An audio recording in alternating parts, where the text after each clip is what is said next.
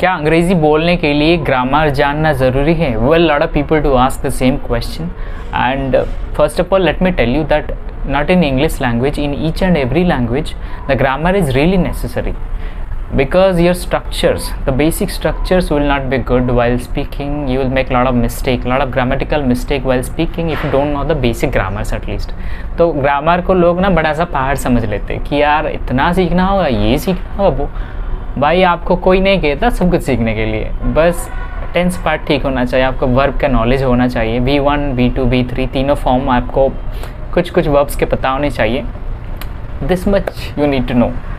फिर active passive direct speech indirect speech अगर ज़रूरत पड़े आप कभी कभी रिवाइज कर सकते हैं। Use of models, auxiliary verbs, model verbs, इसके बारे में जानना आपको बिल्कुल ज़रूरी है।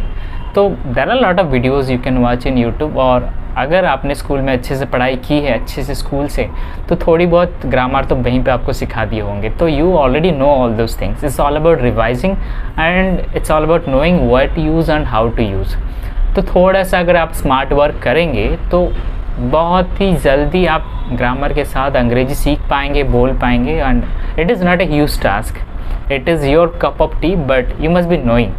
बट क्या है, आजकल बड़ा लोग हाइप मचा रखे हैं कि बिना ग्रामर के अंग्रेजी सीखे, अरे ग्रामर की कोई ज़रूरत नहीं। भाई बोलने के बाद अगर कोई अच्छा सा स्पीकर है या फिर कोई इंसान बड़ा सक्सेसफुल बन जाता है, उसके बाद उससे पूछते हो अरे पैसा नहीं चाहिए, ये नहीं चाहिए, वक्त नहीं चाहिए, everything is easy. But you should be knowing the basic, you should be knowing the truth. That basic is that you must be knowing at least the basic English, basic structures. For example, I'm giving you one example कि YouTube में बहुत सारे videos पड़े हैं, but कुछ videos अच्छे होते हैं, कुछ वीडियोस में बहुत सारी गलतियाँ होती है। तो हाउ कैन यू आइडेंटिफाई? तो अगर आपके पास अच्छे सोर्स ही नहीं है तो एक फ्रेम ऑफ रेफरेंस होता है, तो आप कंपैरिजन करते हैं। तो अगर आपको पता ही नहीं है कि सही क्या है गलत क्या है, तो किसके आधार पे, किसके बेसिस पे आप डिफरेंशिएट करेंगे? क्योंकि आपको पता है कि हाँ ये प्रेजेंट टेंस में है, पास्ट टेंस में है, फ्यूचर में है, यहाँ पे ये रूल पड़ता है, वो रूल पड़ता है, इसके हिसाब से ये सही है। तब आपको पता चलता है कि हाँ मेरी इंग्लिश सही है, मेरी स्पीकिंग सही है as comparison to that speaker. तो ये कंपैरिजन करते हैं, ये एक फ्रेम ऑफ रेफरेंस लेते हैं। तो जो बेस होता है, जिसके रेफरेंस, जिसके बेसिस पे हम स्पीकिंग को इवैल्यूएट करते हैं या फिर पता लगाते हैं कि अपना लेवल क्या है स्पीकिंग में, तो उसमें बेस में आता है ग्रामर। एटलीस्ट टेंस पार्ट तो आता ही है।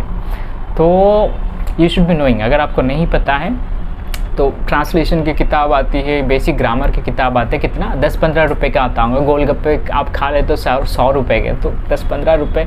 ऑनलाइन मटेरियल्स भी आते हैं, तो I guess that can be more helpful for you. So ये मिथ है कि ग्रामर ज़रूरी नहीं होता। शायद आप कॉन्शियसली हो या फिर सबकॉन्शियसली हो, ग्रामर आप सीख लिए होंगे पहले से ही। तो ऐसा बोलते हैं ना कि यार खाने में चीनी है, खाने में नमक है, आपको देखने से पता चलता है? नहीं पता चलता, बट आप जब चखते हैं आपको पता चलता है हाँ यार नमक कम है, नमक ज़्यादा है। तो grammar is also like that. We never feel that there is the use of grammar और there is need of grammar, but when you make more mistakes or when you find someone who is guiding you or evaluating you, वो आपको बता देंगे कि आपने कहाँ पे गलती की, क्यों गलती की। तो it is really necessary, and the base of English, whether it is written or spoken, it is grammar. So आज से अगर आपको कोई बोलता है कि अंग्रेजी बिना ग्रामर के हम सीख सकते हैं, सुन के सीख सकते हैं, that is right. But if you want to know the right structure, the authentic English, then grammar is must. Without grammar there is no English. I must say it is the base of spoken English. So initially if you're knowing, it is good for you. If you don't know, then at least basics कितना दिन लगेगा आपको?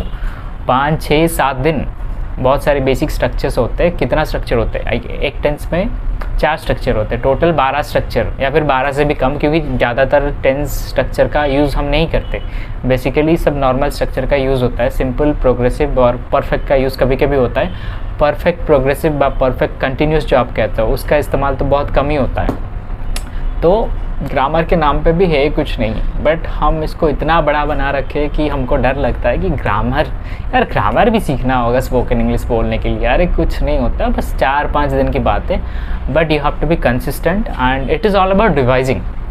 एक नया word भी अगर आप सीखते हैं, अगर आप उसको इस्तेमाल नहीं करते, for example the food is very delicious. तो there is another word for delicious, that is scrumptious. The food is very scrumptious. मैं हमेशा डिलीशियस बोलता रहता हूँ, तो स्क्रम्शियस की ज़रूरत नहीं पड़ती, तो मैं धीरे धीरे भूल जाऊँगा उस वर्ड को. तो यही होता है मोस्ट ऑफ द टाइम कि क्योंकि हम ग्रामर स्ट्रक्चर जो स्कूल में पढ़े हुए हैं उसका इस्तेमाल नहीं करते, तो धीरे धीरे हम भूल जाते. तो बीच बीच में कभी कभी रिवाइज़ करना भी ज़रूरी है. बाकी अगर आप किसी अच्छे स्पीकर को सुनते हो, अच्छे चैनल को फॉलो करते हो, अल्टीमेटली सबकॉन्शियसली आप सुन के भी सीख लेंगे. But in order to identify and analysing you need to know the grammar, the basic structures, at least the basic English grammar. तो I guess आप सबका डाउट क्लियर हो गया होगा. पता तो होता सबको है, it's all about that confirmation कि यार एक डाउट आता है ना कि अरे सही है गलत है यार क्या बोल रहे, क्योंकि हम ना आजकल भेड़ की चाल कहते हैं, हवा के साथ पानी के साथ लोगों के साथ हम बह जाते हैं. तो बहना नहीं है, you must be knowing, you must be clearing the truth, the reason behind each and everything. तो पहले इस्तेमाल करें फिर विश्वास करें, पहले इस्तेमाल करें फिर बोलिए. So it is really necessary to check, to verify before speaking और before using certain words or whatever you are doing.